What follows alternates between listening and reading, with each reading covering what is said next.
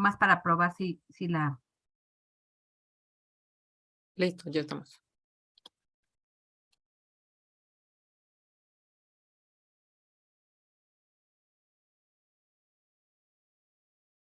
Sí.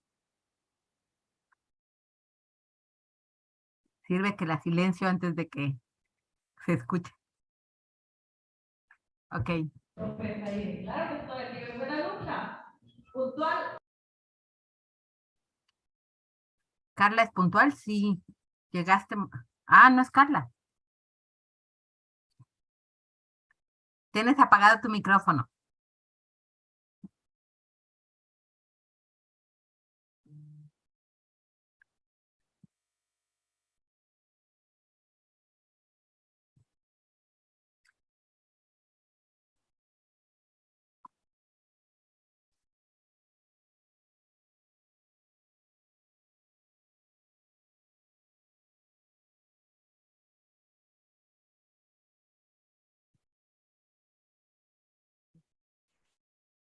Tenemos hasta ahorita 58 participantes conectados y se siguen conectando.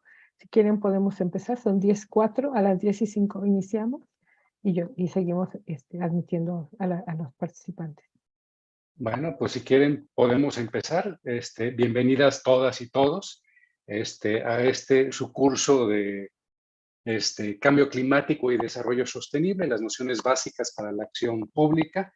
Estamos concluyendo el primer módulo, el módulo donde vimos ya los elementos conceptuales precisamente para el cambio climático y el desarrollo sostenible, y vamos a iniciar el día de hoy con el segundo módulo, que son la gestión pública precisamente para el cambio climático y el desarrollo sostenible.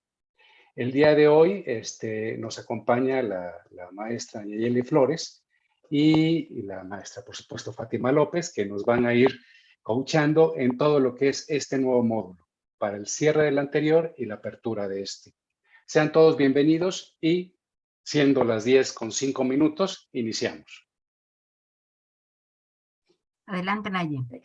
Muchísimas gracias, muchas gracias Alberto y a Fátima. La verdad es que es un placer para mí estar aquí platicando con ustedes. La mayoría de ustedes me conoce porque le he estado dando lata por el correo electrónico, ya llevan varios correos de mi parte, entonces ya de ahí ya me conocen, pero ahora para mí es un placer poderlos ver y que el día de hoy podamos platicar un poco.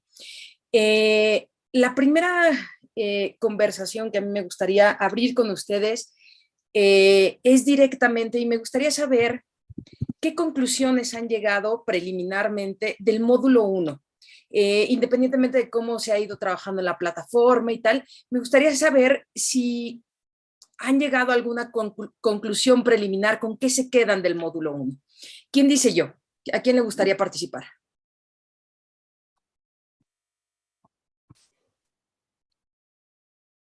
No se arrebaten la palabra, por favor. Venga, anímense.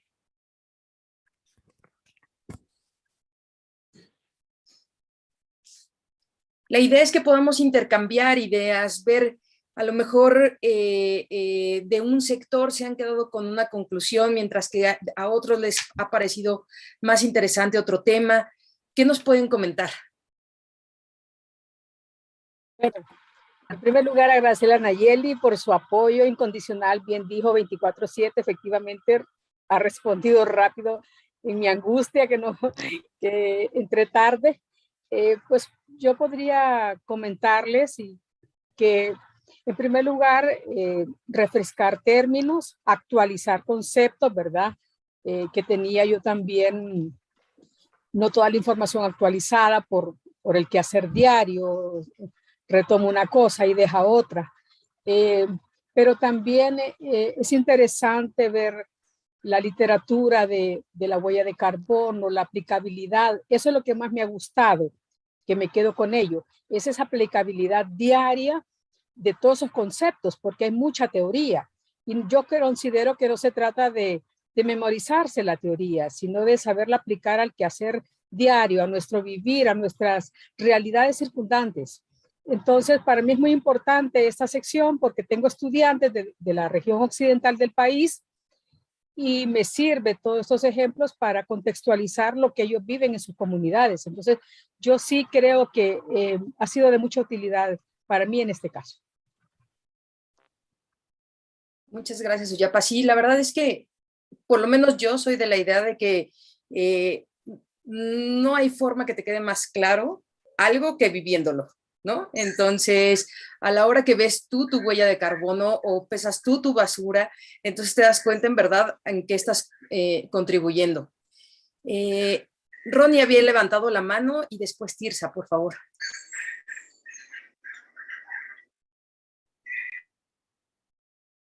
Tienes apagado tu micrófono, Ronnie. Ah, sí, ahora sí. Bueno, sí, para nosotros, los que participamos de este proyecto, que somos varios, nos está dando buenos resultados porque trabajamos realmente en áreas selváticas de Honduras, es decir, en la área de la Mosquitia, que llamamos la Mosquitia, que es un área del nordeste de Honduras. Ahí estamos trabajando con pueblos indígenas que están padeciendo de una u otra manera agresión a sus territorios, desde el punto de vista de la ganadería, lo que aquí ya se ha tratado también. La huella de carbono es importante para ellos, el oxígeno es importante. Y entonces eso nos abre una conciencia generalizada a todos nosotros los que participamos en esta investigación. Como decía Suyapa, considero que los que estamos trabajando directamente en el campo nos sentimos muy motivados y muy enseñados con estas, valga la redundancia, enseñanzas de ustedes para poder entender perfectamente bien ese problema del cambio climático que lo estamos padeciendo. Algunas personas no están en Honduras, me imagino algunos están en México y otros lugares también. Y en Honduras la situación se vuelve complicada porque es un país pequeño, de 112.000 kilómetros cuadrados, con unas áreas selváticas, con algunos ríos, pero no ha habido una conciencia generalizada sobre el cuidado del ambiente. Y esto lo estamos adquiriendo ahora, un cambio nuevo de concepción ideológica. Estamos viendo que esto que ustedes están enseñando va a ser para nosotros clave para entender realmente y para defender esa territorialidad. Por lo tanto, verdaderamente estamos muy agradecidos con sus enseñanzas. Muy amable.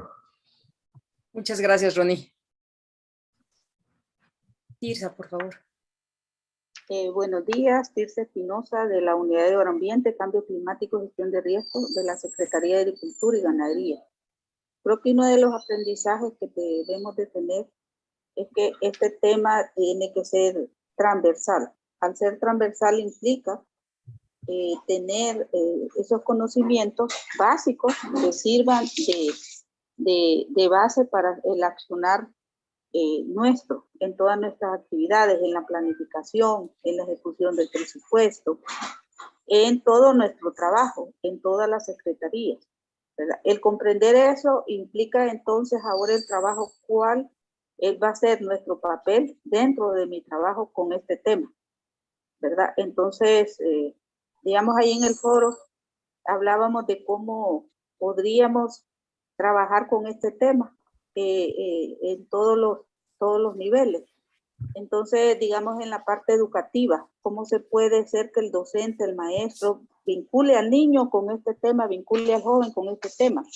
Entonces, creo que es un reto bien grande que se tiene, y los que querramos hacer esta actividad tenemos que estudiar, leer bastante, si no va a ser imposible elaborar perfiles de proyectos, tener una cartera de perfiles de proyectos con el tema, ¿verdad? El saber calcular cómo vamos a impactar con ese proyecto en una zona, pero cómo vamos a disminuir los gases de efecto invernadero.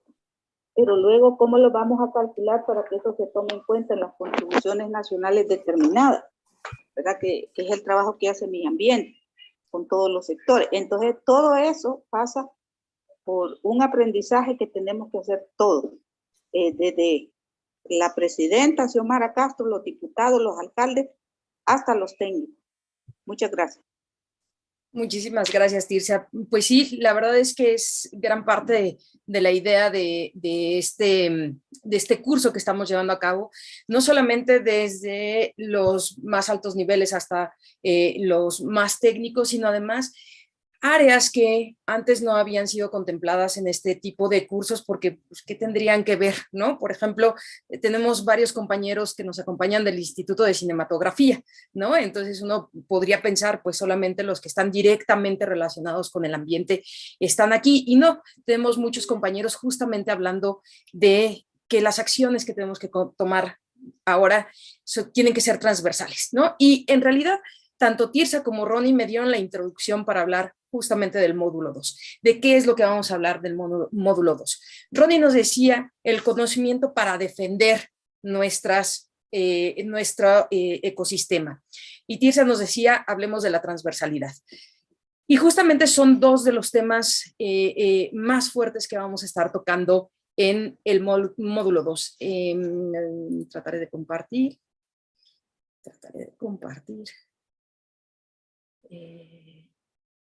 Ahora estoy compartiendo. Y deberían de estar viendo. Ya estamos viendo tu mi pantalla. Muchas gracias, Alberto. Como les decía precisamente mi compañero Alberto, este módulo 2 es la gestión pública del cambio climático y el desarrollo sostenible. En particular nos centramos en las cuestiones que tienen que ver directamente con Honduras. Claro, si yo pudiera pasar mis diapositivas. Ya me hizo caso. En el módulo 2 vamos a tener dos grandes lecciones. El primero es el estado actual de Honduras y la segunda lección es la sostenibilidad en las políticas públicas. En estas dos grandes lecciones, en el primero justamente vamos a platicar de lo que bien nos decía Ronnie, y en el segundo de la transversalidad y sobre todo algo que le concierne muy fuertemente a Honduras, que es el tema de la justicia climática. En este caso, en este webinario vamos a empezar con la primera lección, la lección del estado actual de Honduras. Y en realidad cuando estuvimos platicando acerca de cómo llevar a cabo estos webinarios y cuando hicimos la detección de necesidades, pensamos mucho acerca de, pues, qué tanto les podemos platicar a ustedes del estado actual de Honduras, que son quienes lo viven al final del día, ¿no? Para algunos de ustedes se han podido dar cuenta que en mi firma de los correos, de los N correos que les mando, dice doctora en ciencias. Pues resulta que yo estudié un doctorado en astrofísica. Entonces, viene una doctora en astrofísica a platicarles justamente de la parte que tiene que ver con la ciencia, este conocimiento para poder defender lo que estamos diciendo y lo que estamos haciendo. En el módulo 2 vamos a tener dos temas principales. Lo primero es que vamos a identificar cuáles son las problemáticas prioritarias en Honduras y vamos a examinar cuál es el marco estratégico global en el cual está inscrito Honduras.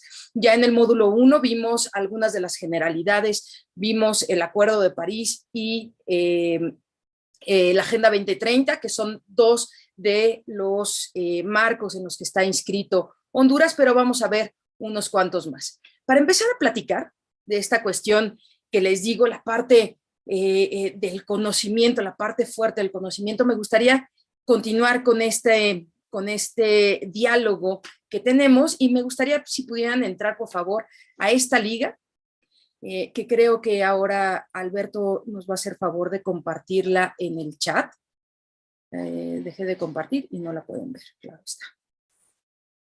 No, sí, dejé de compartir. Ya les compartí la liga en el chat, por favor. Muchas gracias, Alberto. Si no la pueden ver, me avisan en lo particular también a través del chat y se las enviamos por algún otro medio. Por favor, me gustaría si pueden entrar a esa liga, a ese formulario y contestar. Dice que necesita permiso, solo entren, le dan permiso porque no tenemos permiso. No puede ser, yo y mis permisos. ¿En general no tienen permisos? los que estén intentando? ¿No? ¿Les No, aparece? porque No, no sale. Sale que necesitamos permiso. Afirmativo. Igual Ya que necesita intenté, me dice que necesito permiso. En la configuración, Naye. sí, En sí, dos algo. ocasiones traté de ingresar y me sale lo mismo. Pero no me salen dónde tengo las configuraciones. Magda o Has que le puedan. Tiene que irse al Configuración. Drive donde lo crió y darle clic derecho. Y luego en la cadenita ahí se mete y le pone que cualquier persona puede acceder. Exacto, cuando tú le pones compartir, del lado derecho que dice compartir, te va a salir una ventanita y en esa ventanita, cuando le pones el copiar el clip, te dice que des permiso a todos. Me parece que lo que nos compartiste fue el link de lo que fue la página. y No, lo del- puse en enviar, pero no me pide las configuraciones. Bueno, no importa. No perdamos tiempo en esto. En realidad, las preguntas que yo les quería hacer, y si me ayudan a contestar en el chat, se los agradecería bastante. Alguien respondió, que no fui yo. Yo. ¿Fuiste Ok. tú? A mí sí me deja contestar, sí. Sí, pero es que ya sé por qué, pero bueno. Las preguntas que les hago es una sola con 5 opciones. Es más, vamos a ponerlas aquí. Si nosotros pensamos en el cambio climático, ¿ustedes qué piensan? ¿Existe el cambio climático? Y ahora les voy a compartir las opciones de respuestas. Por favor, permítanme un segundo.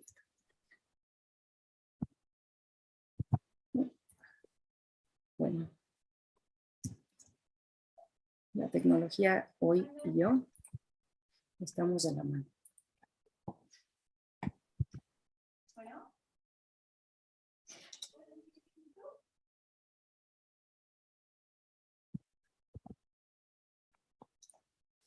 Listo. Listo. A ver, compartir. Aquí está. Compartir. Estas son las opciones de respuesta. La pregunta es, ¿existe el cambio climático? Mira, Naye, si me das permiso, les puedo mandar, ya hice la votación aquí en el Zoom. Muchas gracias. A ver si la pueden ver.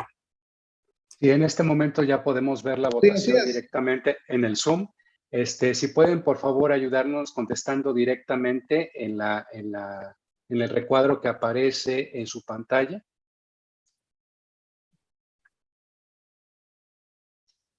Llevamos 15 respuestas.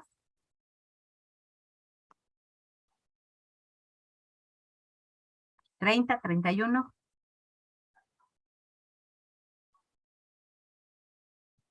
Subiendo, 43.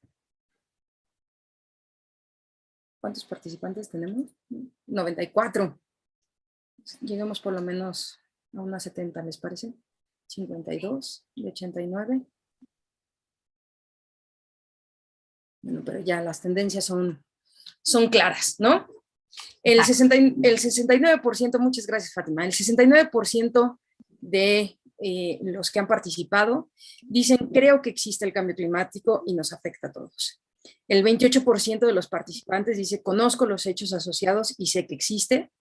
Y tenemos un 2%, un muy bajo porcentaje, que dice, no estoy convencido de que existe, o bien creo que existe y afecta a los osos polares principalmente. Guardemos un poquito estas respuestas que están acá. No, la idea no es decir cuál está bien o cuál está mal, sino saber cuál es la población con la que estamos platicando. Y vamos a retomar esta misma encuesta un poquito más tarde en este webinario.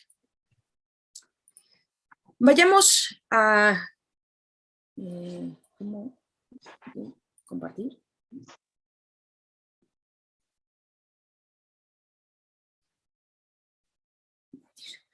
Que como yo les decía, la idea en este webinario es conocer y tratar de seguir los pasos del método científico para llevarnos a saber de qué es lo que estamos hablando cuando estamos hablando del cambio climático y dónde está parado en este gran escenario Honduras. Lo primero que vemos es que la observación que se hace bastante tiempo ya, podríamos decir que muy poco, si estamos hablando de 20, 30 años, pero es ya bastante para tomar acciones, es que hay un aumento en la temperatura promedio del planeta. Se pueden hacer diferentes mapas. Este mapa que yo les muestro es un mapa que se hizo en 2021, en el cual se hace un muestreo de la temperatura promedio de las diferentes regiones del planeta y se comparan con el promedio de temperaturas que tuvimos entre 1950 y 1980. Aquí lo que nos está mostrando es que las zonas más rojas tuvieron una variación de temperatura hacia arriba de este promedio de entre 1950 y 1980. Las zonas que están en blanco no tuvieron ninguna variación y las zonas que están en azul tuvieron una variación, pero hacia abajo. ¿Eso qué quiere decir? Que están un poco más frías. En 2021 tenemos las zonas que mostraron un mayor aumento en la temperatura en el Ártico, en el Polo Norte. Mientras que en la Antártida, en el Polo Sur, tenemos dos cosas extremas. Tenemos las zonas más frías, pero también las zonas más cálidas.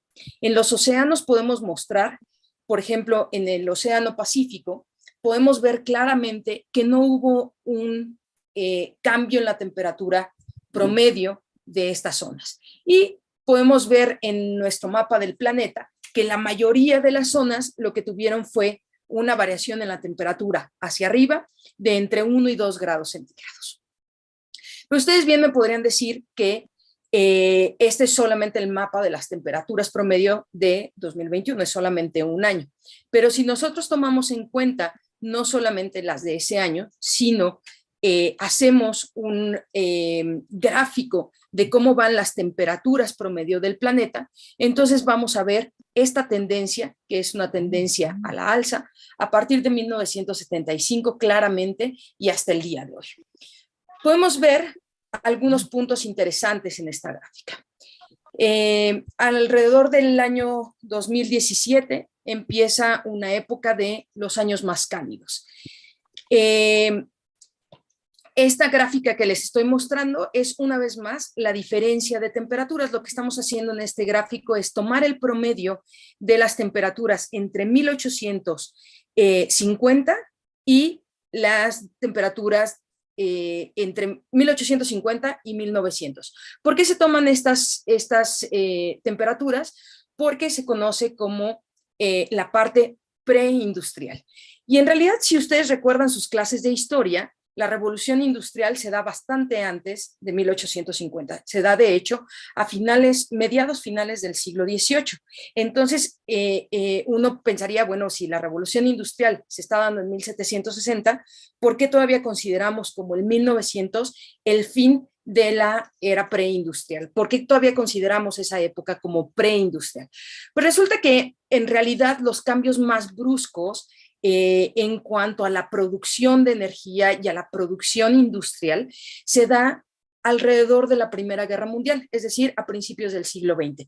Por eso es que se toma hasta 1900 como el fin de la era preindustrial. Entonces, podemos tomar las temperaturas anteriores a esta época como unas temperaturas muestra, digámoslo así, con respecto a las cuales podemos medir si hay una variación o no hay una variación. Podemos ver que alrededor de el 1910 hay una época de bastante frío. De hecho, hay algunas cuestiones asociadas a esta época, y a partir de este momento la variación en las temperaturas promedio, medidas de diferentes maneras y por diferentes consorcios, todas ellas encuentran una alza. Entonces, digamos, esta es una observación que nosotros hemos hecho. observamos que las temperaturas suben y entonces buscamos darle una explicación. Y para poderle dar una explicación, entonces necesitamos crear una serie de hipótesis. Las primeras hipótesis que se nos ocurren es que si es el Sol quien nos provee de calor a la Tierra, entonces posiblemente la distancia entre la Tierra y el Sol se haya reducido. Si nosotros nos acercamos más a la fuente de calor, pues entonces la temperatura puede aumentar. O bien, si esto no ocurre, posiblemente el Sol haya sufrido algún cambio y ahora sea una estrella mucho más caliente. La otra hipótesis que se ha manejado es que el centro de la Tierra se está calentando. Examinemos cada una de estas. En primer lugar, les voy a hablar, voy a tomar primero la hipótesis 2, porque vamos a necesitar un poquito del conocimiento de la 2 para hablar de la 1. Y eso es que el Sol está más caliente que en el pasado. El Sol es una estrella bastante común y corriente, es una estrella tirándole de mediana a pequeña, es de las estrellas relativamente más pequeñas que se forman en el universo. Son estrellas bastante comunes, son estrellas relativamente frías, no son estrellas tan calientes.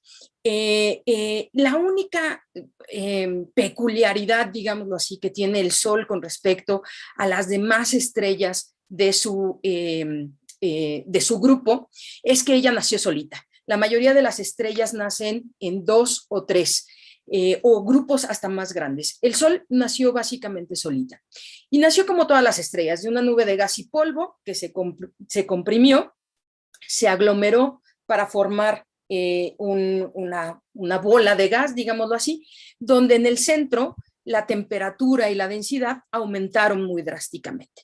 Y se generaron en el centro, las condiciones son tan peculiares que se puede generar energía nuclear. Nosotros estamos acostumbrados a la energía nuclear. Cuando hablamos de energía nuclear, estamos hablando de energía sucia. Estos reactores de fisión nuclear que tenemos en la Tierra dejan residuos radioactivos. El Sol y todas las estrellas utilizan un proceso de energía nuclear completamente limpio, en el cual unen 4 átomos de hidrógeno. Cada átomo de hidrógeno está compuesto por una partícula positiva y una partícula negativa, un protón y un electrón, y estos 4 átomos de hidrógeno se juntan, se fusionan, el proceso contrario a la fisión nuclear, que es lo que utilizamos en la Tierra como fuente de energía.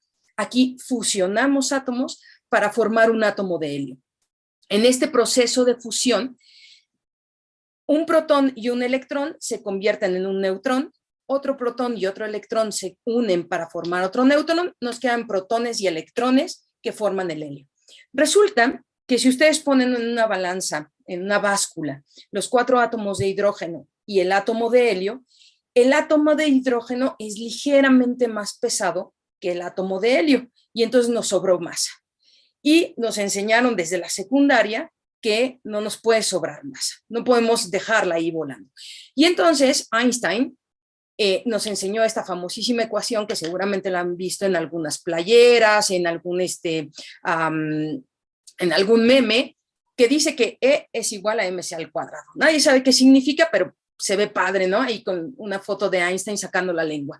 Lo único que nos está diciendo Einstein es que la energía es igual a la masa por la velocidad de la luz al cuadrado.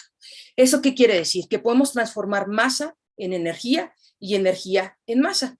Entonces, esa poquita masa que sobra de fusionar 4 átomos de hidrógeno para transformarlos en un helio, se convierte en energía y sale en forma de luz y de calor. Ese fotón, esa partícula de luz que sale del Sol, pues llega a nosotros, ¿no? Y nosotros la podemos ver, nosotros nos podemos ir a poner al solecito cuando tenemos frío y recibimos esa energía del Sol. Todas las estrellas funcionan exactamente de la misma manera.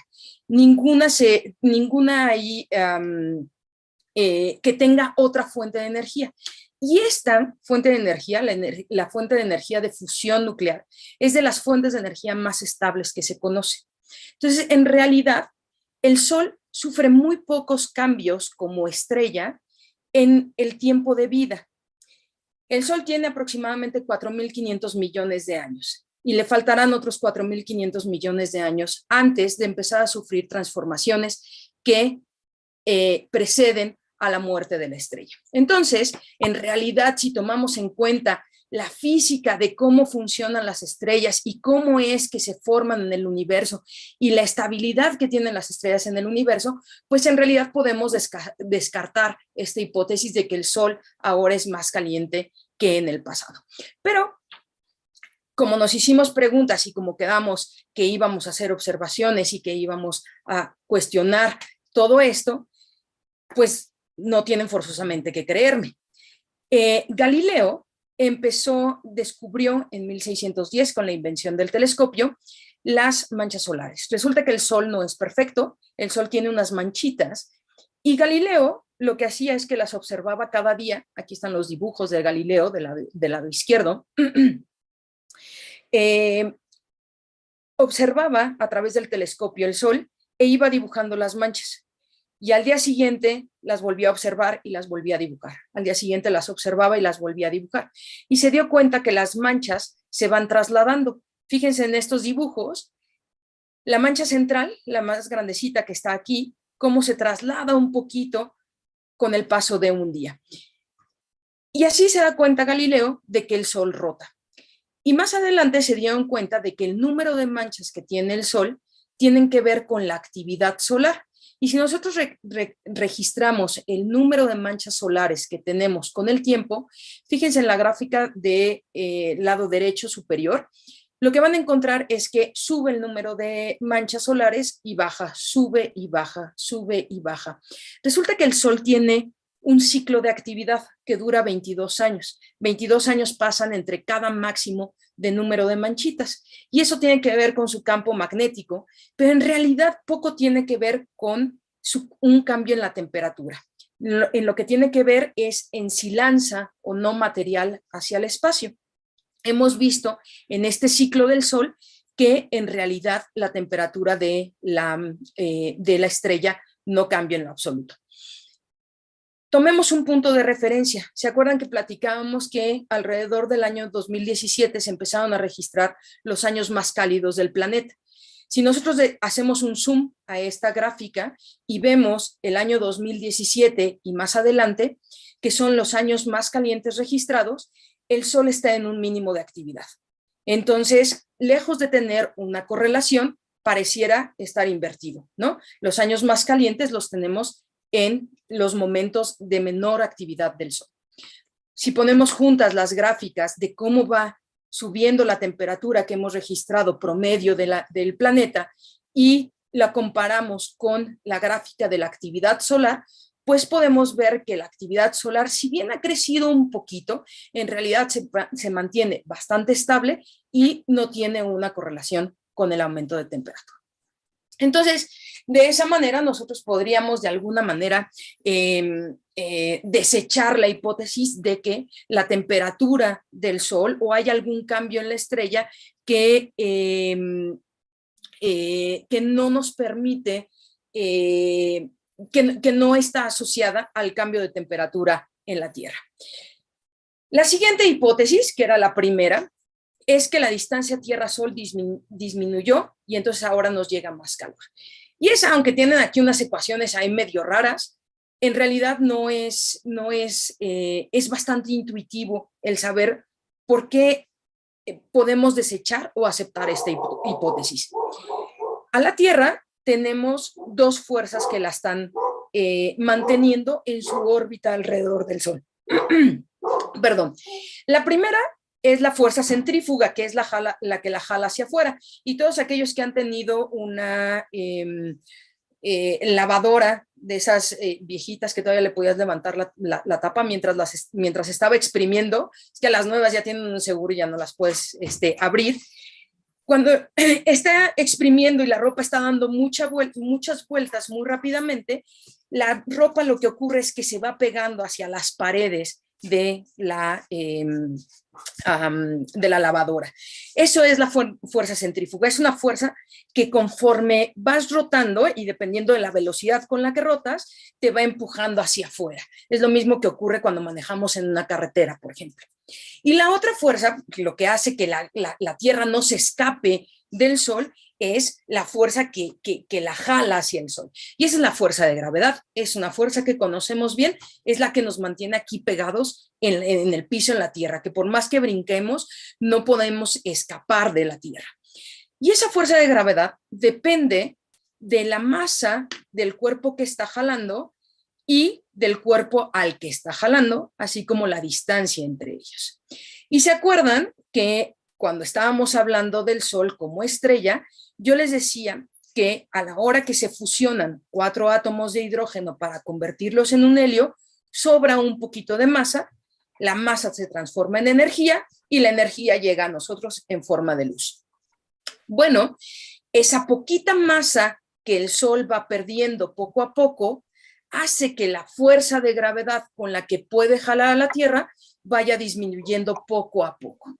Entonces, lejos de que la Tierra se vaya acercando al Sol, lo que ocurre es que la Tierra poco a poco se va alejando del Sol. Y entonces, ¿qué ocurre? Pues que lejos de recibir cada vez menos... ¿qué hice? Aquí. Lejos de recibir cada vez menos energía del Sol, cada vez más energía del Sol, lo que ocurre es que como nos estamos alejando, recibimos cada vez un poquito de menos energía del Sol. Antes de espantarnos de cualquier cosa, aproximadamente en 5,000 millones de años se cree que vamos a alejarnos en 0.2% de la distancia que nosotros tenemos actualmente al Sol.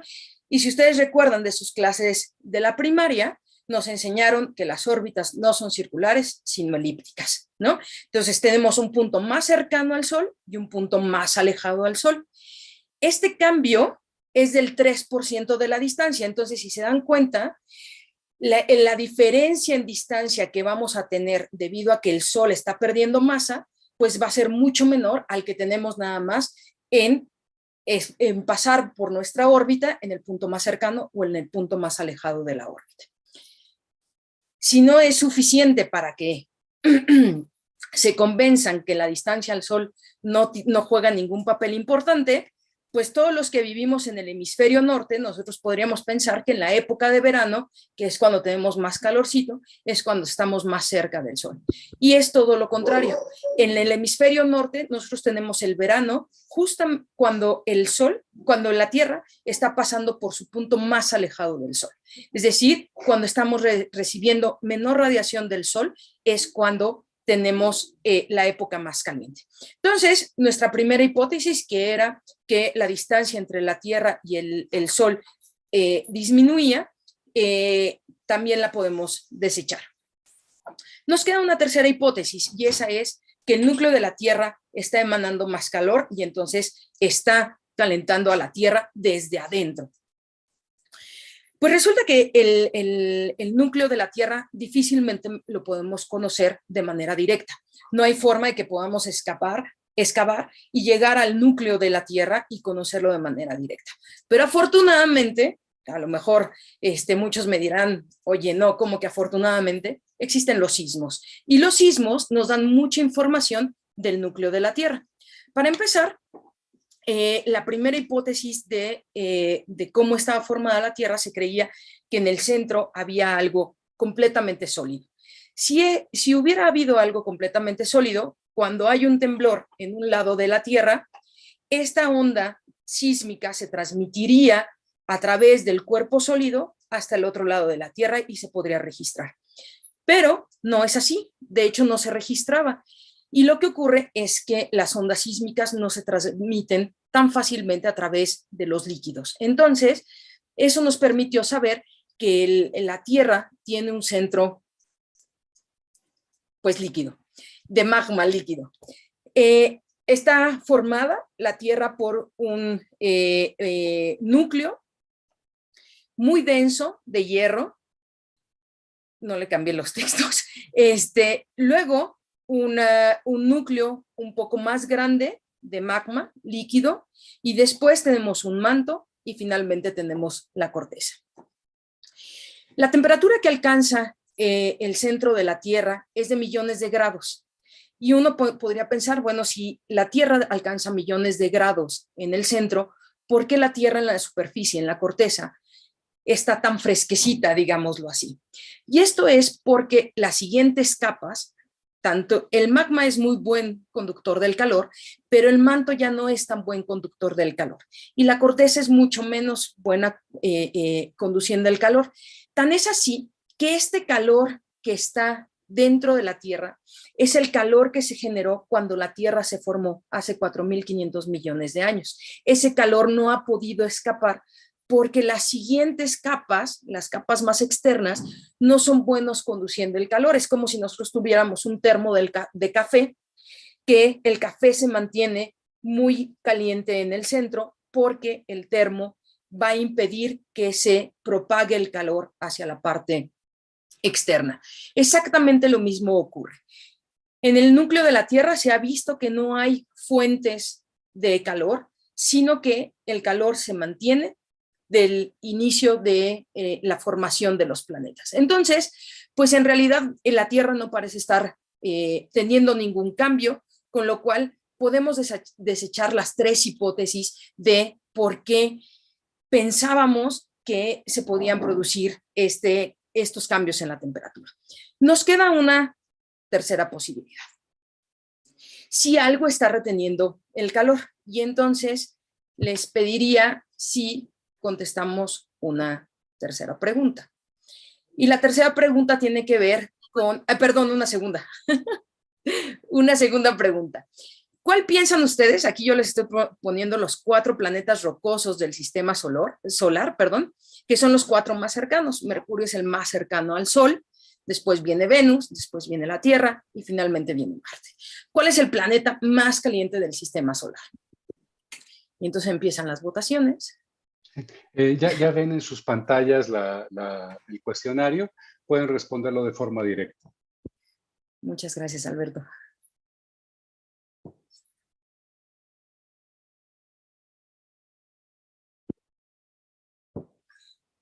Hay 36, 40 respuestas. Venga, venga.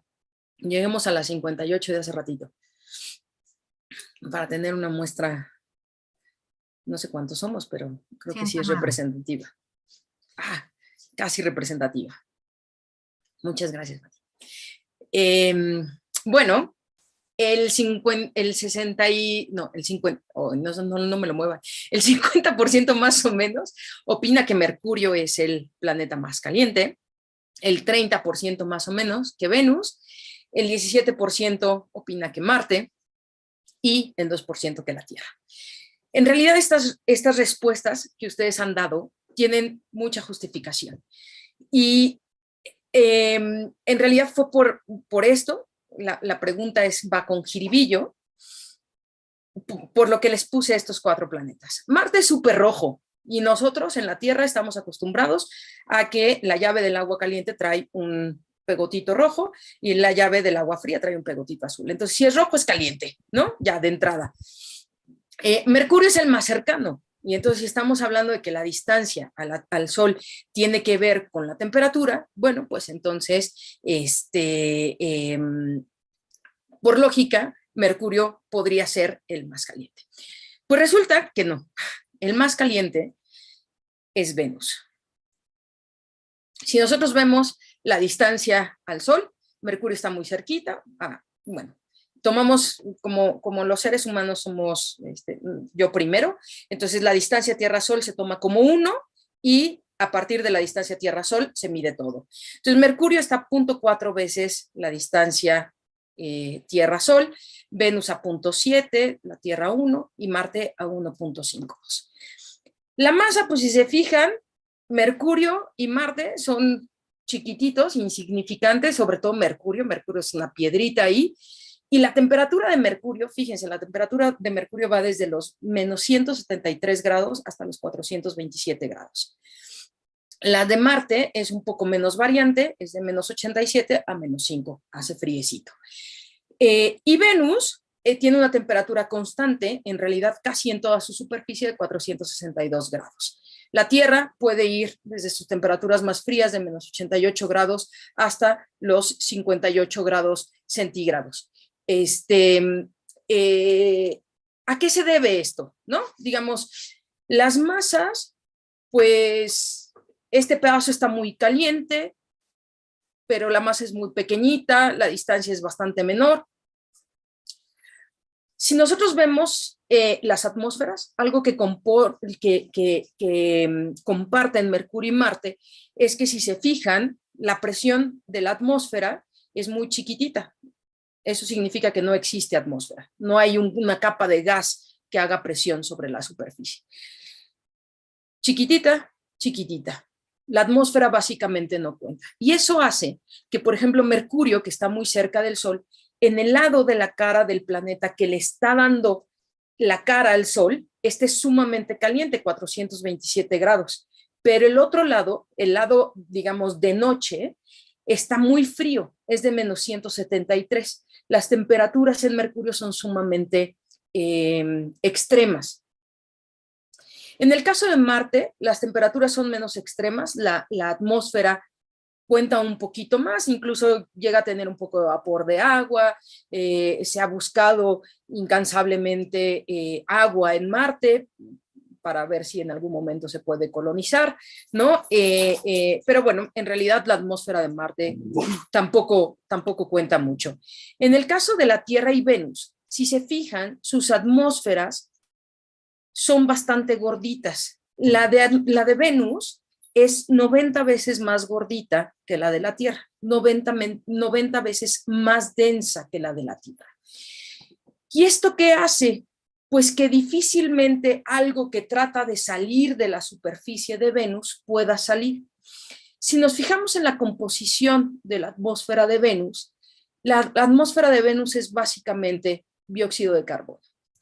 ¿Qué hace el dióxido de carbono? Bueno, pues el dióxido de carbono impide que la luz infrarroja que genera el planeta salga del planeta. ¿Y eso qué hace? Pues que se mantenga la superficie del planeta bastante calientita y con una temperatura bastante constante. Si se fijan, no les puse variación de temperatura. Y eso es porque todo el planeta se mantiene caliente. Lo conocemos desde la época de los años 70 más o menos, durante la carrera espacial, mientras Estados Unidos estaba tratando de lanzar naves hacia Marte y hacia la Luna, los rusos dijeron vámonos a Venus. Y entonces cuando llegaron a Venus y trataron de posar alguna navecita en Venus, pues todas se les derretían.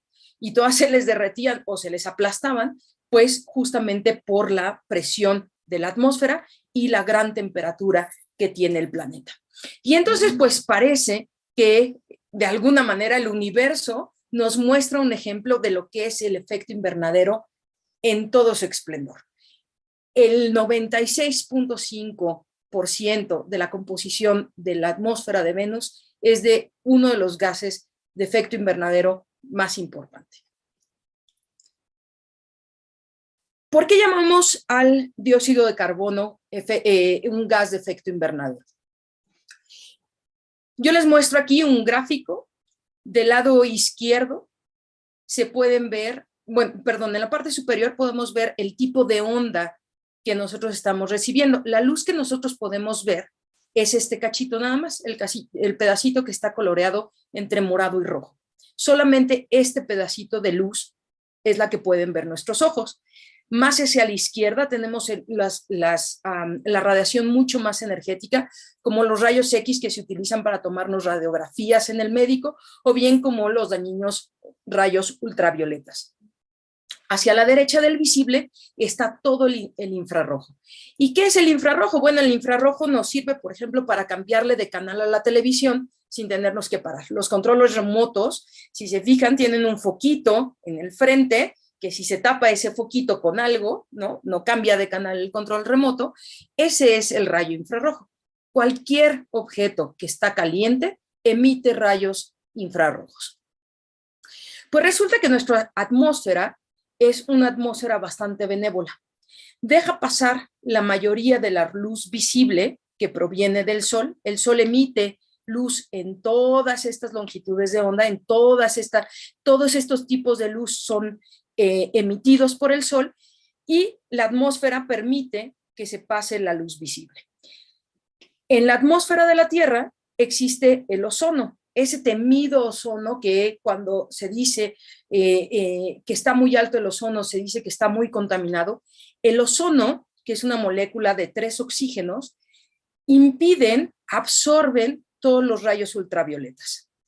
Y eso impide que los rayos ultravioletas entren a la Tierra y nos produzcan, entre otras cosas, por ejemplo, cáncer en la piel. Es por eso que el hoyo en la capa de ozono es tan importante. Pero además tenemos otras moléculas. Tenemos, por ejemplo, la molécula de CO2, justamente el dióxido de carbono.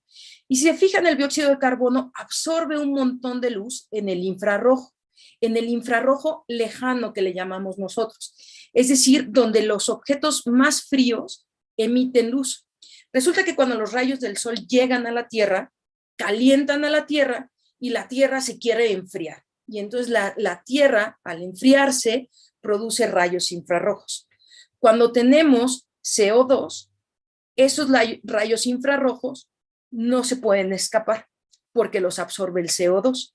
Y eso permite que la temperatura de la Tierra se mantenga constante, que no tengamos estos cambios tan drásticos, tan bruscos, por ejemplo, que tiene Mercurio o que tiene Marte. La temperatura de la Tierra, gracias al dióxido de carbono, se mantiene bastante constante. Pero hay otro absorbedor muy importante que es en el infrarrojo, que es el vapor de agua.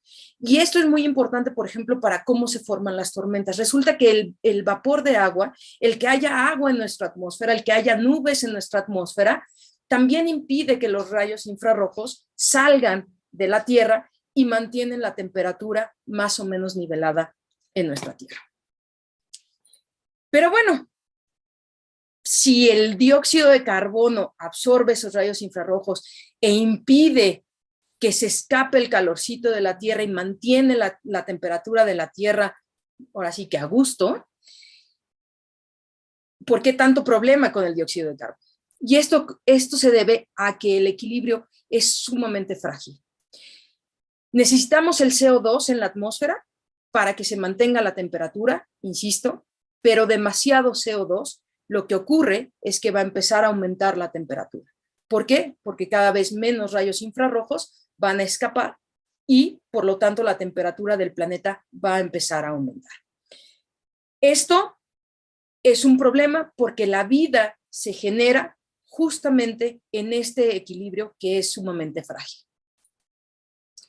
Si nosotros ahora comparamos la curva de cómo sube la temperatura del planeta, estos registros de aumento de temperatura, así como los registros de actividad solar, y vemos las concentraciones de CO2 en la atmósfera, podemos encontrar que a partir de más o menos 1970, la subida de concentración de CO2 en la atmósfera y el aumento en la temperatura promedio del planeta van de la mano y parecen estar completamente correlacionados, a diferencia de cómo puede ser con la actividad solar. Por lo tanto, si nosotros analizamos las hipótesis que hemos generado, 4 hipótesis, hemos ido desechando 3 y una de ellas parece ser la que podemos comprobar como la causa de esta subida de temperatura. Y bueno, pues ustedes bien me pueden decir, bueno, sube la temperatura. ¿Y eso qué? Bueno, el aumento de la temperatura en la Tierra produce cambios bastante importantes. El aumento se aumenta el volumen de agua en los océanos, las tormentas son cada vez más frecuentes y cada vez más fuertes, las sequías aumentan su frecuencia, su duración y su severidad, y también existe un cambio en los terremotos o en los sismos. Veamos cada una de ellas del por qué un aumento de la temperatura nos va a generar a cada uno de ellos. El primero es el aumento del volumen de los océanos. Y eso tiene que ver con una propiedad de básicamente todos los materiales, que es la dilatación térmica. Creo que todos hemos podido utilizar uno de estos termómetros de mercurio, ¿no? Que las mamás las agitaban para enfriarlo, después lo ponían debajo de la axilita, 3 minutos, y luego ya lo sacaban y lo veían. ¿Qué ocurría? Que el mercurio subía dependiendo de la temperatura y llegaba a una graduación y nos medía la temperatura. A eso se le llama dilatación térmica. Conforme nosotros calentamos a un material, el material se va a expandir. Resulta que uno de los materiales que tiene un mayor coeficiente de dilatación térmica, es decir, qué tanto se expande dependiendo de cómo sube su temperatura, es el agua. Fíjense, el mercurio es de 182, no importan las unidades ni nada, es de 182, vamos a comparar. Y de 182 es la dilatación térmica que utilizábamos en los termómetros. El hierro, que luego cuando está algo caliente no podemos ni desatornillarlo ni nada, bueno, es de 33. El agua tiene un coeficiente de dilatación térmica de 207. ¿Eso qué quiere decir? Que el volumen que ocupa el agua en los océanos aumenta por el simple hecho de que aumente la temperatura. No estamos hablando de deshielo y que haya más cantidad de agua. No, estamos hablando simplemente de que conforme aumente la temperatura, el volumen del agua va a ir aumentando. ¿Qué tiene que ver el aumento de la temperatura con las tormentas tropicales, los ciclones, los huracanes? Pues resulta que para que se formen los huracanes, la temperatura del océano tiene que ser mayor, o la temperatura del agua tiene que ser mayor a los 26 grados centígrados. Cuando nosotros llegamos a esta temperatura, es una temperatura que se le llama como crítica. Cuando la temperatura es más alta que eso, el agua se empieza a evaporar y sube hacia la atmósfera. Y conforme va subiendo, el vapor de agua se empieza a enfriar. Y cuando llega a una parte más alta, se empieza a condensar formando nubes. El vapor de agua no sube solito. El vapor de agua, el agua tiene una capacidad de guardar energía impresionante. Entonces, cuando sube el vapor de agua, sube con toda esa energía que trae del océano. Llega a las nubes y ahí libera parte de su energía. A la hora que libera esa parte de energía, calienta todo el aire a su alrededor y entonces crea corrientes de aire que van de la parte más baja hacia la parte más alta. Y entonces esto arrastra todavía las nubes más alto y arrastra más vapor de agua. Pero acuérdense que la Tierra está rotando. Y si se acuerdan, existe el famoso efecto Coriolis, que dicen que cuando uno le jala al váter en el hemisferio norte, el agua corre para un lado, y si se lo jala en el hemisferio sur, corre hacia el otro lado. Es decir, el efecto de rotación de la Tierra hace que los fluidos empiecen a rotar. Y entonces, imagínense todas estas corrientes de aire caliente que están subiendo a la atmósfera con estas nubes, vapor de agua, la Tierra rotando, empieza a hacer que se roten las nubes y entonces es cuando se forma el huracán. Cuando subimos la temperatura de la superficie de la Tierra, de los océanos, alcanzar esta temperatura crítica para que se empiece a subir el agua y empiece a formar las nubes, es mucho más fácil de alcanzar y por lo tanto la frecuencia y la severidad con la que se forman los huracanes es mucho mayor. Las sequías. Cuando nosotros aumentamos la temperatura de la Tierra, la evaporación del agua aumenta drásticamente, que es lo que acabamos de ver en el océano. Y entonces el agua que tenemos en la superficie de la Tierra pues se evapora muy fácilmente. Por otra parte, lo que ocurre es que deja de caer la cantidad de agua que cae en forma de nieve, disminuye y empieza a aumentar la caída de agua en su forma líquida, digámoslo así. Y cuando nosotros tenemos el agua, se evapora más rápidamente que cuando tenemos el hielo. Y entonces aumentamos una vez más la evaporación. ¿Y esto también qué implica? Pues cuando tenemos estas montañas que en la parte superior tienen el hielo, nosotros ahí teníamos un buen reservorio de agua en forma de hielo para que en el verano lo pudiéramos utilizar en el deshielo. Pues resulta, en la primavera y en el verano, resulta que como deja de caer nieve, dejamos de tener estos glaciares que son un reservorio de agua. Y entonces todos estos ríos de deshielo empiezan a desaparecer y entonces empezamos a tener más escasez de agua. Y finalmente, ¿qué tiene que ver la temperatura con los terremotos? En realidad, uno podría decir, bueno, no tiene nada que ver el comportamiento de los terremotos con la temperatura. Pues resulta que sí, porque a la hora que se empiezan a derretir los glaciares, en estos grandes bloques de hielo que tenemos tanto en el polo sur como en el polo norte, lo que ocurre es que ellos ejercen una presión sobre las placas tectónicas. Tenemos la Tierra, está viva, está compuesta de placas tectónicas que están en constante movimiento. Y resulta que estos glaciares, cuando se empiezan a derretir, empiezan a dejar de ejercer presión sobre las placas, principalmente sobre la de Norteamérica y sobre la placa de la Antártida. Hasta el momento, la presión que han dejado de ejercer no ha sido lo suficiente como para que las placas tectónicas se empiecen a mover. Sin embargo, la predicción es que se van a empezar a mover las placas tectónicas justamente por este descenso en presión y aumento de presión en esta zona, digamos en las zonas más ecuatoriales, por el aumento de volumen de agua. Y entonces ya podemos ver cómo la temperatura de la superficie de la Tierra tiene una relación directa con todo esto que de alguna manera se puede comprobar, pero también, lo más importante, se puede predecir. ¿Qué acabamos de hacer en este recorrido? Observamos un aumento en la temperatura promedio de la superficie de la Tierra, generamos 4 hipótesis de por qué se puede dar este comportamiento y comprobamos cuál es la relación que existe entre alguna de estas hipótesis, sabemos ahora que es el exceso de CO2, con esa observación.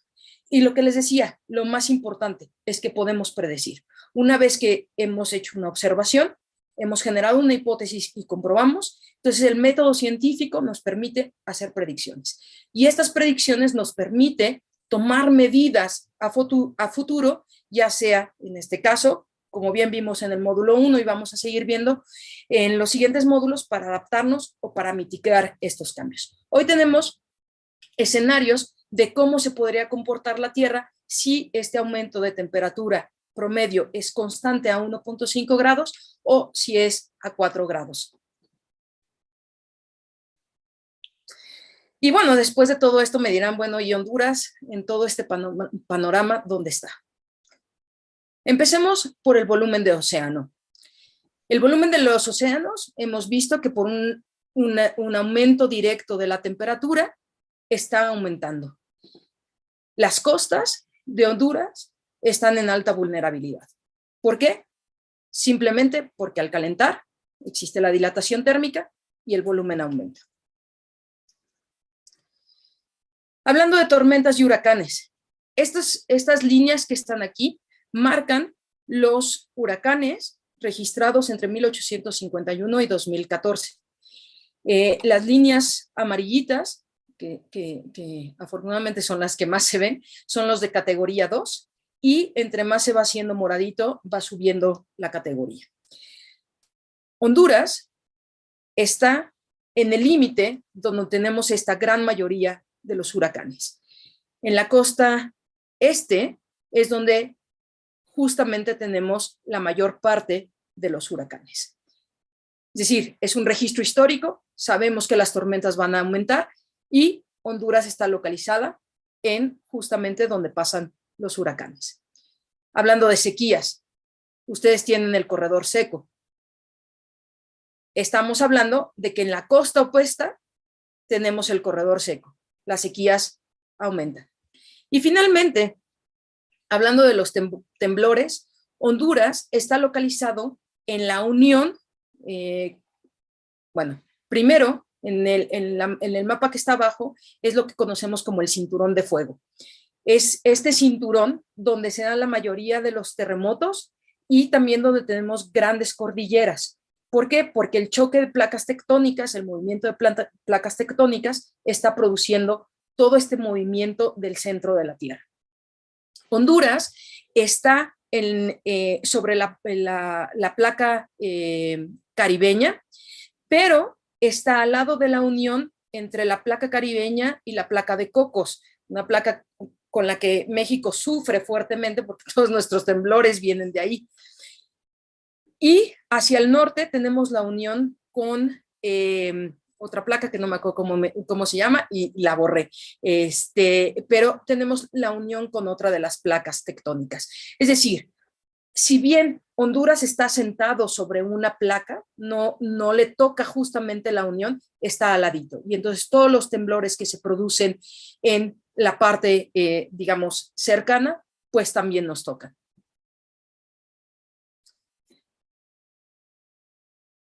¿De qué estamos hablando? El cambio climático, si bien nos dicen que es una cuestión de los ositos polares, nos ponen a los ositos polares ahí en su pequeño hielo que se rompió, pero estamos hablando también de nosotros, estamos hablando de que nos hacen muy vulnerables, hace vulnerables nuestros recursos hídricos, la agricultura y los suelos, los bosques y la biodiversidad, las zonas marino-costeras y la generación hidroeléctrica, particularmente hablando de Honduras. Y la vulnerabilidad nos produce una serie de cuestiones más. Nos produce el aumento en la pobreza, en la inseguridad alimentaria, disminuye la salud, aumenta la violencia y aumenta la migración.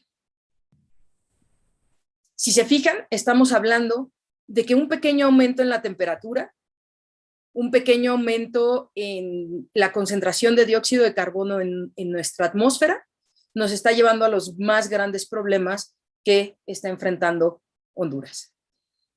Y si nosotros regresamos una vez más y volvemos a conversar y tenemos nuestra encuesta 3, regresamos a lo primero que les pregunté el día de hoy. ¿Cómo se sienten y qué saben ustedes del cambio climático? ¿Existe el cambio climático? ¿Ahora qué me responderían? Ya tienen en sus pantallas la encuesta. Si alguien tiene algún problema, mándenos un mensaje por el chat.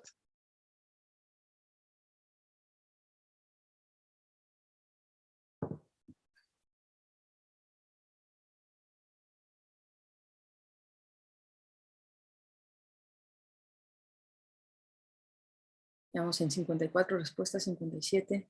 50. No, hombre, ahora sí. Nos Así. metiste terror, Naye. O sea,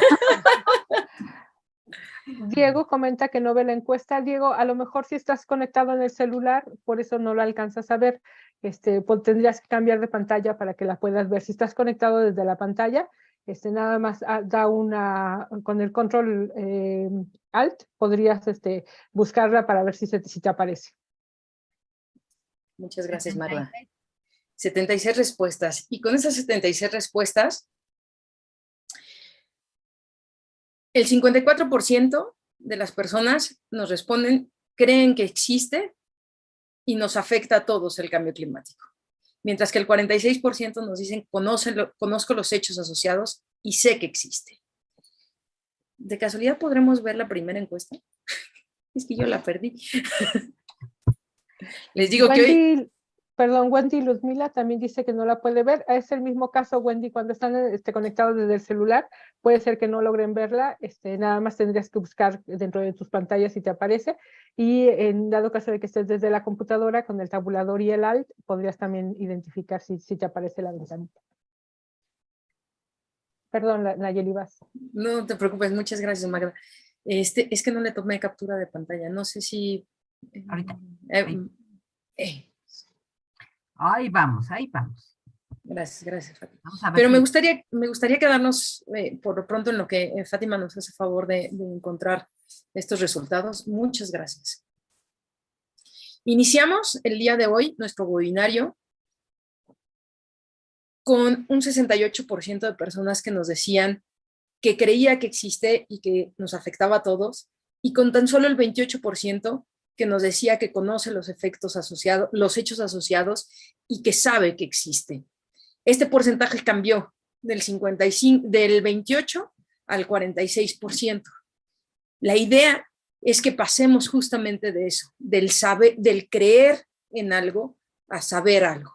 Es decir, conozcamos la base del cambio climático. En la medida en la que nosotros podamos conocer, muchas gracias. Y aquí está lo que comentabas.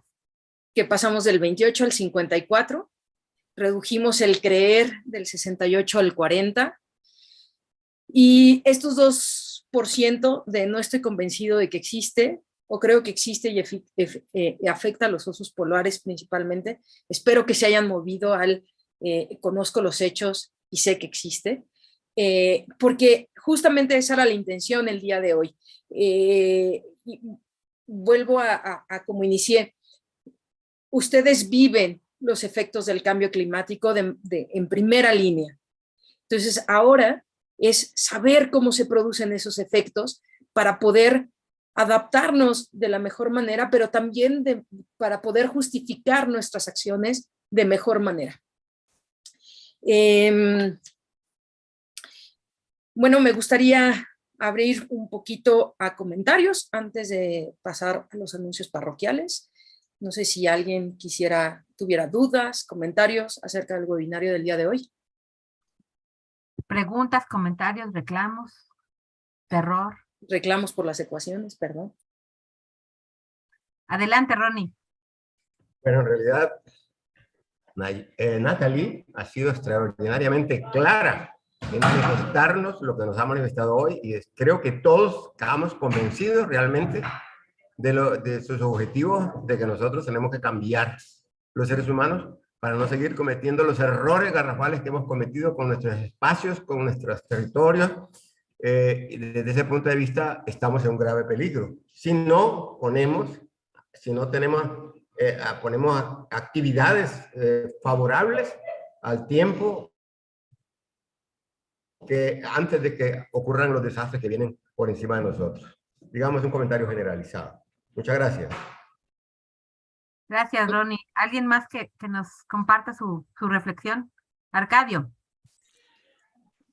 Gracias. Creo que el pecado es mortal, pero todo pecado tiene una absolución y solo nos resta saber qué tenemos que hacer. Creo que las causales están identificadas y en términos de planificación es el punto de partida. Necesitamos en todas nuestras acciones enfocarnos en las causales, porque como dicen el problema, cuando se identifica es como una maleza y que hay que arrancarla de raíz. Ojalá, obviamente el escenario es muy complicado, definitivamente, pero algo hay que hacer. Entonces necesitamos identificar aquellas acciones, ¿verdad?, del corto, mediano y largo plazo que tenemos que empezar a hacer, no el otro año, porque yo recuerdo y algunos creo que también hubo 8 objetivos de desarrollo del milenio allá por el año 2000, etcétera. Honduras se lo ha aplazado en todos. Pero entonces, ¿por qué hoy vienen 17 objetivos de desarrollo sostenible si no pasamos ninguno? Entonces, donde uno entra ahí en aquella contradicción, bueno, ¿a quién se le ocurre esta vaina?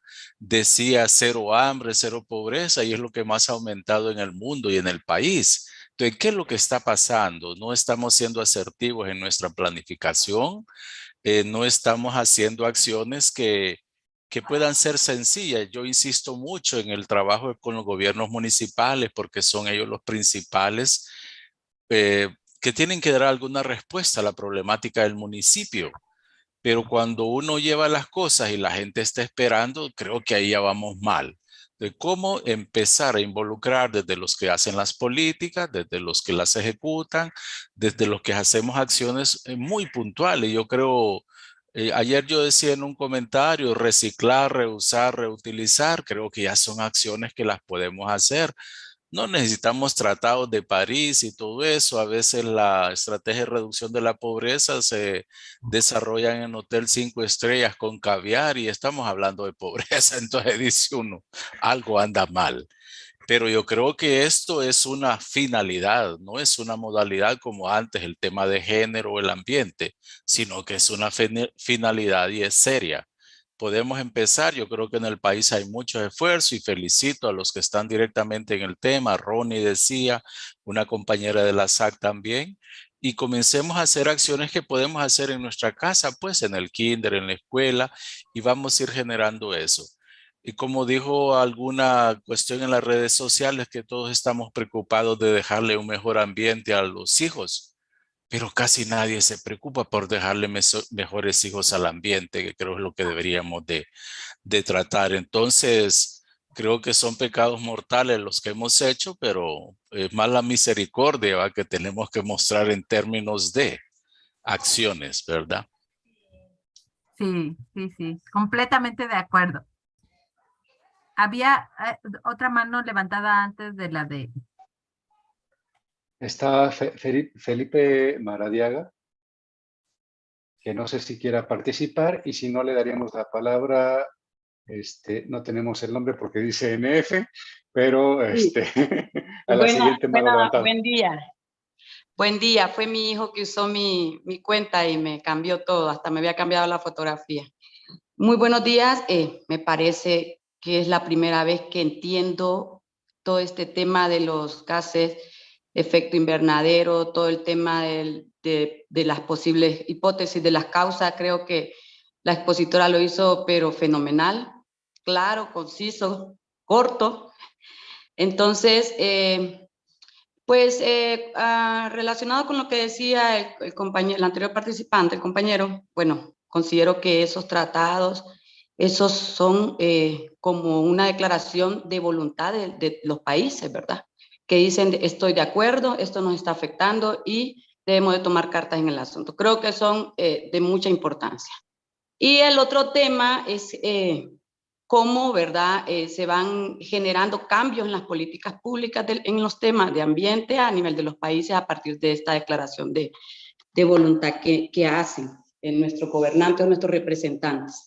Ahora, el tema también pasa por hacer una concientización a nivel de toda la población, ¿verdad? No solo un pequeño grupo, bien lo decía el otro compañero, sino hacerlo a nivel de, así como nos borbandean cuando están haciendo política para las elecciones y uno termina cantando la canción que anda de moda, ¿verdad?, de la política, así nos deberían de borbandear con estos temas a través de la radio, la televisión, las redes sociales. Yo creo que el tema de promoción y educación a la población en general es muy importante. Pasa por dar una información oficial, creíble y no especular, porque ahora también hay demasiada información falsa en las redes y en muchos medios de comunicación. Entonces sí, ¿verdad? La importancia de hacer ese efecto multiplicador a más alto nivel a través de toda la población. Y alguien decía ahí también el tema de cómo vincular esos pensos académicos tanto de la escuela, de la universidad, con este tema. Debería de haber una clase de este tema, porque nos estamos jugando nuestras vidas, nuestro futuro. No es algo simple, tal vez no es algo que suceda el otro año, pero cada día va empeorando. Entonces, creo que es de vital importancia el tema de educación y promoción a nivel de todas las instituciones que representamos, pero más allá, a nivel también de la población en general. Muchas gracias. Muchísimas gracias. Antes de darle la palabra a Felipe, nada más un par de comentarios en el chat. Tirsa nos dice que es importante conocer la ciencia del cambio climático para conocer las soluciones, y Osiris Robelo nos dice que reciclaré más y seguiré sembrando árboles en mi hermoso Oyuca. Adelante. Okay. Pero también nos gustaría que nos dieras tu nombre para que quien participó, para que pudiéramos saber quién es, y nosotros te ayudamos a cambiártelo. Muchas gracias. Perdón, Felipe, ahora sí vas. NF. Ajá, sí, NF. Perdón. Mi nombre es Elena Nadia Marriaga. Flores, a saber. Mi nombre es Elena Marriaga. Intenté cambiarlo, pero yo creo que no se me configuró. Elena Marriaga, sirvo a través del Comisionado Nacional de los Derechos Humanos en Lloro. Mil gracias. Ahora sí, Felipe, el micrófono es tuyo. Muchas gracias. Yo, como docente que he sido universitario y todo, siempre he pensado que he recordado mucho aquella frase de Platón que decía, hay que pensar como el sabio y hablar como el vulgo. De hecho, nosotros no somos hoy una plataforma de gente del vulgo, pero sí, aún, como decía Elena, aún de repente hay personas en nuestro medio que se ufanan hablando complejidades y porque así sí conoce bastante. Y entonces en este caso Nayeli creo que lo hizo fantástico. La felicito Nayeli muy bien porque esos son conceptos así, al alcance de la mano. Eh, no solo nosotros, de repente habrían unas dudas, pero yo creo que esa charla dada con esos términos a gente del más bajo, por ejemplo, muchachos de colegio, aún gente de las comunidades, sería un tema fácilmente entendible. Necesitamos esa presentación para bajarla hacerla a ese nivel. Muchas gracias. Claro que sí, Felipe, muchísimas gracias. Déjenme corregir todo lo de donde no se cambió el texto y con mucho gusto, claro que sí. Además, tenemos un par de... Perdón, adelante, Fátima. Además, está el video para que ustedes lo puedan compartir con quienes ustedes gusten. Ahí en la plataforma está el link del YouTube para que puedan escuchar y compartir la conversación de Naye. Adelante, Alberto. Una corrección nada más, que yo mencioné mal el nombre de la maestra Nayeli de hoy. Yo dije Natalie, perdón, por favor. Me disculpa. No te preocupes. No hay ningún problema, Ronnie. Muchas gracias. Nada más un par de comentarios en el chat.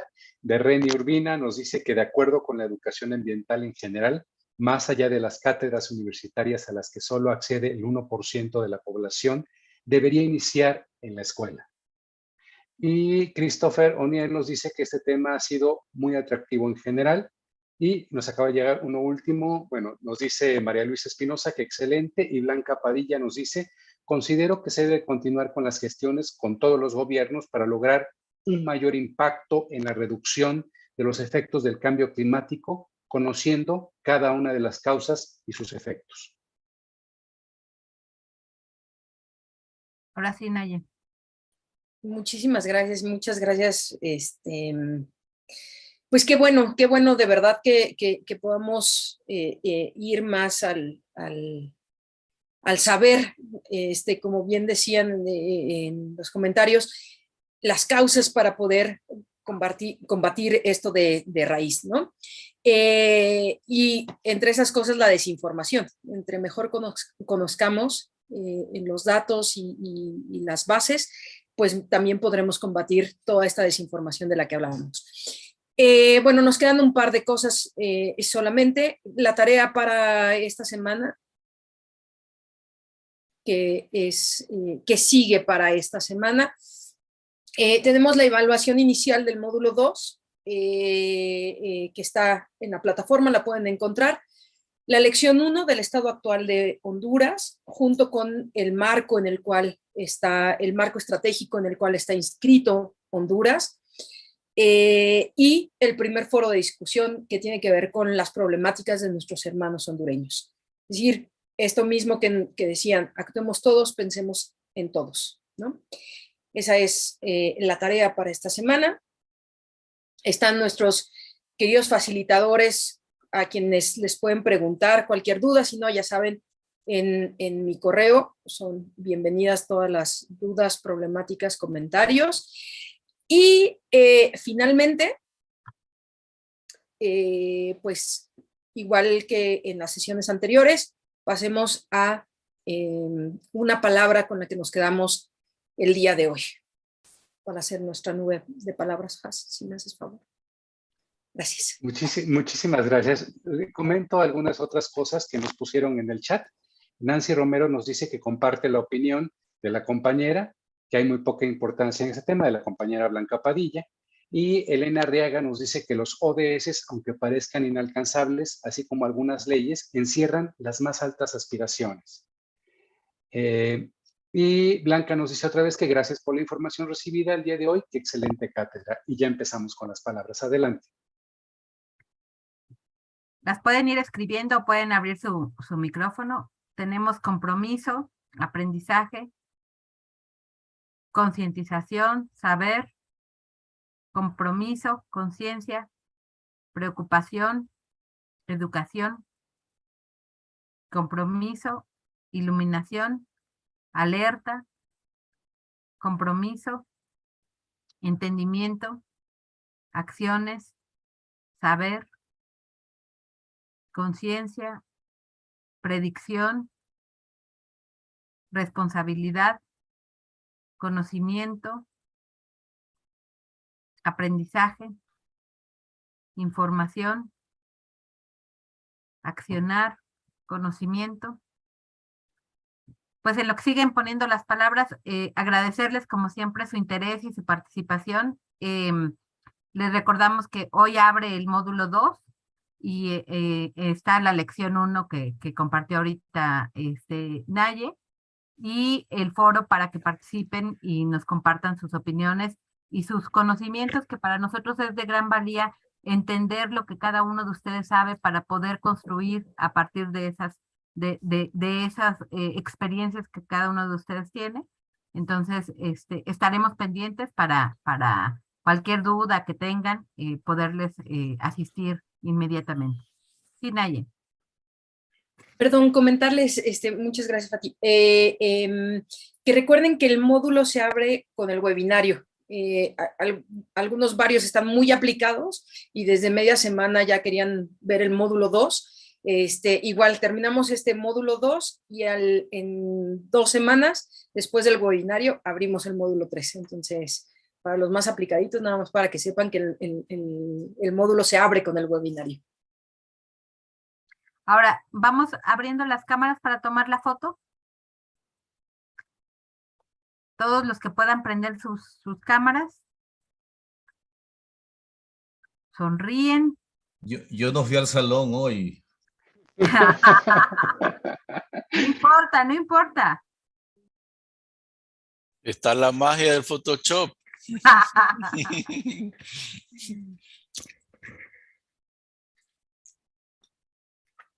Le pondremos todos los filtros para que todos nos veamos guapos. Muchísimas Eso está perfecto. Bueno. Cuenten con ello. Muchas gracias. Mi cámara pone filtros y uno se ve hasta mucho mejor de lo que creía. Ay, qué bueno. Buena noticia. Se malacostumbra el cliente.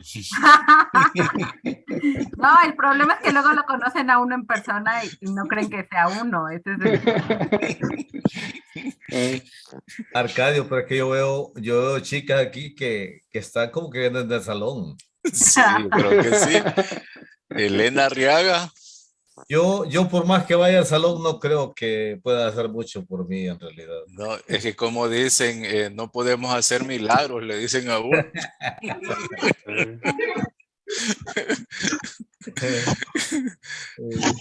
Perfecto. Muchísimas gracias. Muchas gracias. Agradecemos su participación. Que tengan muy buen día. Saludos, buen día. Gracias, hasta luego. Feliz día, buen día. Gracias. Saludos, muchas gracias, saludos. Hasta A luego. cuidarnos en todo sentido. Feliz día a todos. Buen inicio de semana. Gracias por su participación.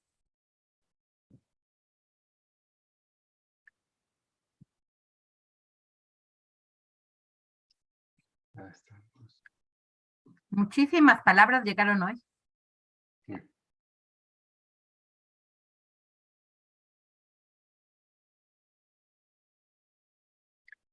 Guardemos el chat.